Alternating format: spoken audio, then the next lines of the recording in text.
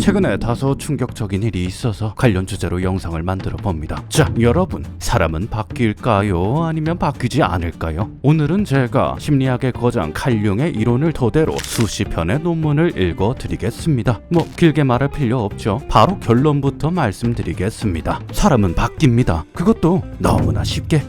자, 미스터 융이 뭐라고 얘기했습니까? 정신은 끊임없이 변화한다. 그렇습니다. 융은 말이죠, 몸이 외부에서 에너지를 얻듯 정신도 외부에서 에너지를 얻는다고 합니다. 그리고 그 외부 에너지에 따라 시시각각 모습을 바꾼다고 하죠. 말이 좀 복잡하죠? 걱정 마세요. 여러분도 이미 아는 내용이니까. 우리가 책을 읽는 이유가 뭡니까? 노진 똑을 챙겨보는 이유가 뭡니까? 그야 책에 나오는 말을 되새기면 정신이 성숙해질 거라고 믿으니까죠. 반대로요, 여러분이 갑작스럽게 직장에서 잘리거나 남친 여친에게 이별 통보를 받게 된다 하면 당연히 우리 정신은 아주 피폐해질 겁니다. 그래요, 외부 자극에 따라 정신이 변한다. 이 말은 초콜릿을 많이 먹으면 살이 찐다 와 같은 맥락의 말이에요. 딱히 부연 설명이 필요 없을 정도로 뻔하고 당연한 말이죠. But, however, 그러면 궁금증이 하나 생깁니다. 진짜로 정신이 그렇게 시시각각 변하는 거라면 대체 왜 세간에는 사람은 절대 안 바뀐다는 말이 떠도는 걸까요? 제가 최근 인터넷에서 자기계발서는 쓰레기 라는 글을 봤는데요. 해당 글에는 이런 내용이 적혀 있었습니다. 작에서 특 읽고 나면 열정이 샘솟음. 그런데 일주일도 못 감 크크. 굉장히 흔한 주장이죠. 물론 저 개인적으로는 자기계발서를 선호하진 않지만 이런 표현은 책 전체에 대한 무용론으로 이어지기도 하고, 무엇보다도 효과가 일주일도 안 간다는 말이 너무나 충격적이어서 반박을 좀 해볼까 합니다. 자, 앞서 융이 뭐라고 말했습니까? 우리는 외부에서 에너지를 얻는다고 했죠. 그 말대로입니다. 자기서를 읽으면 의욕과 열정이 샘솟을 거예요. 자기계발서라는 외부 자극이 있고 그것 때문에 우리 정신이 변하는 거죠. 잠깐. 그런데요, 융은 그 뒤에다가 이런 말을 덧붙입니다. 그래서 우리 정신이 불완전한 게 크크. 이게 무슨 말일까요? 이해를 돕기 위해 예시를 얹어드리겠습니다. 자, 당신 친구에게 이런 카톡이 왔다고 가정해 봅시다. 야, 다이어트 절대 하지 마라. 내가 한 3일 정도 죽어라 러닝만 뛰었거든? 뛸 때는 분명 살 빠지는 느낌이 났단 말이야. 그래서 러닝 때려치고 한 달 동안 치킨만 먹었는데 오히려 몸무게가 더 늘었더라.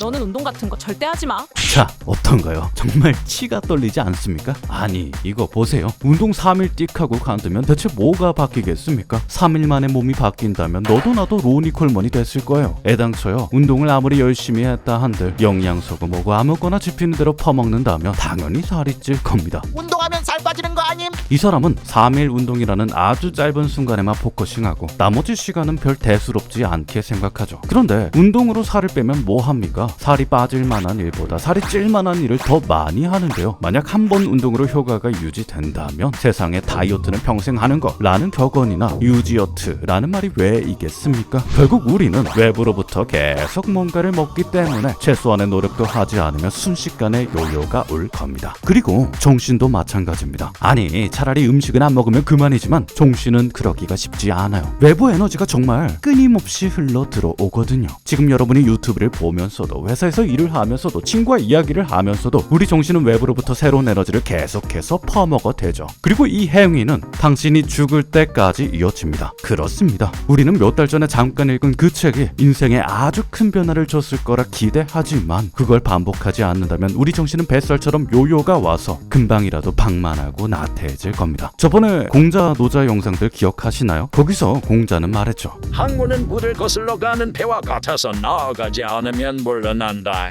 그리고 노자는 이렇게 말했습니다. 도라는 것은 하루하루 도려내는 길. 이제 옛날 현인들이 왜 이런 삶의 태도를 가졌는지 이해가 되시죠? 우리의 정신이 에브리데이 뭔가를 흡입하고 있기 때문에 이제 그만 먹자고 얘기하며 외부로부터의 감각을 차단하고 번뇌를 덜어내라 강조한 것이 도교와 불교. 좋은 거 먹자거나 운동하자고 얘기하며 항상성을 대비한 향상성이 필요하다 강조한 것이 유교와 기독교 사상입니다. 방법은 조금씩 다르지만 두 방법 모두 정신의 밸런스를 유지하기 위한 삶의 왕도라고 볼 수 있죠.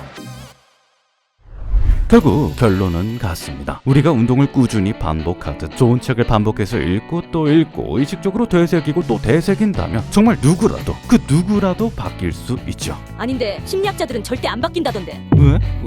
그럴 리가 없는데. 그 애당초 융이 절대 안 바뀐다고 말한 선구자인데. 사실 맞습니다. 여러분, 성격이 뭡니까? 우리가 아는 대로 말해봅시다. 그 사람이 어떤 사람인지를 표현하는 거? 특정 사건에서 어떻게 행동할지를 나타내는 지표? 대충 이런 거 아니겠습니까? 사람에게 정말로 일관성이 없다면, 우리 정신이 정말로 왔다리 갔다리 변한다면 성격이란 개념 자체가 없었을 거예요. 애당초 칼융이 누굽니까? 성격 연구의 선구자 아닙니까? MBTI가 칼융 이론을 토대로 만들어졌다는 사실은 누구나 아시잖아요. 그렇습니다. 제가 꽁꽁 숨겨왔지만 사실 융은 사람은 태어날 때부터 정신의 밑그림이 정해진다. 고 얘기한 사람이에요. 그 천부적인 밑그림에 따라 우리가 어떤 생각을 하고 어떤 경험을 할지도 천차만별 갈린다고 말했죠. 그림을 그리고 싶다고 밑그림에 맞춰서 그려야 돼. 그리고 이 말은 융뿐만 아니라 현대의 심리학자 대다수가 동의하는 내용이에요. 참 안타깝지만 우리에게 주어진 기질은 바꿀 수 없습니다. 이미 오랜 연구 끝에 밝혀진 팩트입니다. 편도체 구조의 차이, 신경 전달 물질의 활성도, 우리가 통제할 수 없었던 시기의 양육 환경, 교육 환경으로 인해 당신의 기질은 이미 완성됐죠. 아주 조금씩은 달라질지언정 거의 변하지 않는다는 게 팩트입니다. 아닌데 나는 성격이 바뀌었는데. 바뀌었다고요? 정말로요? 네, 맞습니다. 바뀌었을 수도 있습니다. 그런데 바뀌지 않았을 수도 있죠. 그런데 바뀌었을 수도 있고 바뀌지 않았을 수 없을 수가 있을 수가 없을 수 있을 수 사탕수 수 옥수수. 대체 뭔 개소리야? 그게 말이죠. 행동주의 심리학자 스키너나 벤주라는 성격은 무한정 변한다고 말했어요. 뿐만 아닙니다. 심리학자 윌터 미셸은 아예 성격으로는 사람이 어떻게 행동할지 전혀 예측할 수 없으며 만약 그렇게 느낀다면 그건 네 편견으로 만든 망상. 이라 말하기도 했죠. 아니 정말 혼란스럽지 않습니까? 그렇다면 대체 누구 말이 맞는 걸까요? 그래요. 정답은요. 사실 다 맞는 말입니다. 성격은 바뀌지 않아도 성격은 바뀝니다. 이게 무슨 개소리냐고요? 아니에요. 잘 들어보세요. 다시 한번 말하겠습니다. 성격은 바뀌지 않아도 성격은 바뀝니다. 우선은 우리가 일반적으로 성격을 언제 어떻게 표현하는지 떠올려 봅시다. 대충 이런 식이죠. 재밌는 성격, 귀여운 성격, 개박한 성격, 좋은 성격, 딱딱하다, 까칠하다, 어른스럽다, 재치 있네, 예의 바르네, 수줍음이 많네. 만약 여러분이 이런 표현에 공감하신다면 성격은 바뀌는 거예요. 조금 혼란스럽다고요? 핵심은 간단합니다. 쟤네가 말하는 성격이랑 우리가 말하는 성격은 완전히 다르다는 거죠. 심리학자들이 일반적으로 정의하는 성격, 퍼스널리티는 기질적인 요소가 강조된 개념입니다. 흔히 내향형이냐 외향형이냐 하는 거 들어보셨죠? 혼자가 편한지 여럿이 편한지 아니면 반반인지 하는 요소들은 기질과 관련되어 있어서 웬만해선 변하지 않아요. 이게 앞서 말한 융의 밑그림 개념과 유사하죠. 하지만 반대로요. 우리가 그 사람 성격 어때? 라고 물을 땐 걔가 내향형이지 외향형인지 자극 추구는 어느 정도로 하고 위험 회피 성향은 어느 정도인지가 궁금한 게 아니에요. 그냥 그 사람 됨됨이가 어때? 를 묻고 싶은 거죠. 그림도 마찬가지입니다. 우리는 밑그림만으로 어떤 퀄리티의 미술 작품이 완성될지는 전혀 예측할 수 없습니다. 절대 불가능하죠. 왜냐? 우리가 선을 어떻게 따는지 색칠을 어떻게 하는지에 따라 전혀 다른 그림이 나올 테니까요. 마찬가지로 기질만으로는 그 사람이 어떤 퀄리티의 사람이 될지 어느 누구도 예측할 수 없습니다. 여러분이 MBTI가 아닌 찐 MBTI 검사를 했더라도 빅5나 TCI를 했더라도 마찬가지입니다. 어떤 가치관을 가졌고 어떤 경험을 했는지에 따라 전혀 다른 행동을 보일 테니까요. 예시가 적절한지 모르겠지만 친근한 소재를 가져와 보자면 세상에는 게으르고 신경질적인 인프피도 있습니다. 그러나 분명 열정적이고 상냥한 인프피도 있죠. 세상에는 남에게 사사건건 시비를 거는 N팁도 있습니다. 그러나 분명 남을 발벗고 돕는 해결사 N팁도 있죠. 같은 인프제라도 어떤 가치관을 가지느냐에 따라 히틀러가 될 수도 있고 예수님이 될 수도 있습니다. 융은 그 사실을 알기 때문에 방대한 시간 위에 쌓여가는 경험의 가치를 강조한 겁니다.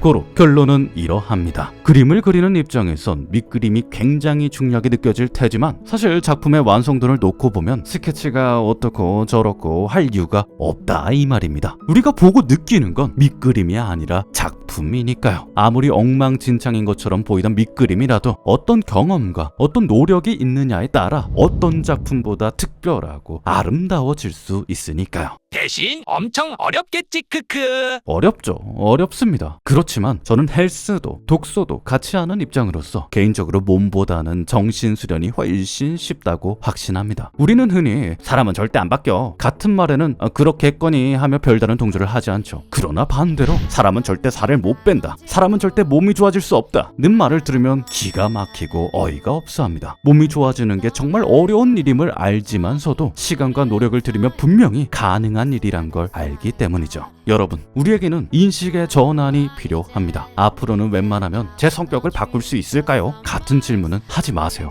여러분이 심리상담사나 정신과 전문의를 만나더라도 마찬가지입니다. 성격이란 개념은 딱 규정된 게 아니에요. 바뀌는 부분도 있고 바뀌지 않는 부분도 있기 때문에 그렇다고 얘기할 수도 있고 그렇지 않다고 얘기할 수도 있죠. 이런 대답을 함축해서 듣게 되면 괜시리 혼란스러워질 뿐입니다. 그러니 꼭 해야 한다면 확실하게 물어봐 주십시오. 이렇게요. 제가 지금보다 더 멋있어질 수 있을까요? 그러면 10중 8구 누구라도 이렇게 대답할 겁니다.